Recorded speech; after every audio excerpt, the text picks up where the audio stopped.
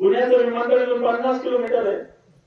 ज्याला फिरायची हौस आहे त्याला 40 आहे का 36 किलोमीटर.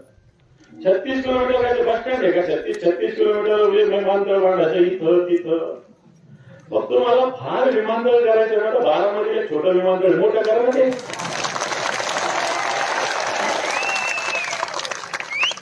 चूक आहे का बरोबर आहे?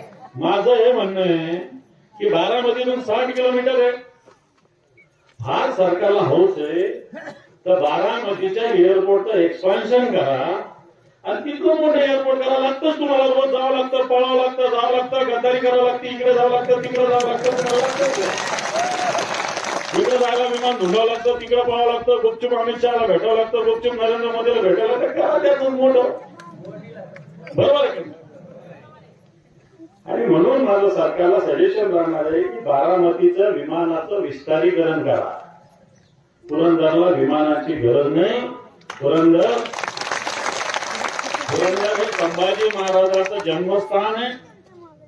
संभाजी महाराज लढा तुम्ही सुद्धा औरंगजेबाच्या भूमिकेत येत असाल तर आम्ही सुद्धा संभाजी महाराजांच्या भूमिकेत येऊन सांगून टाकतो तुम्हाला.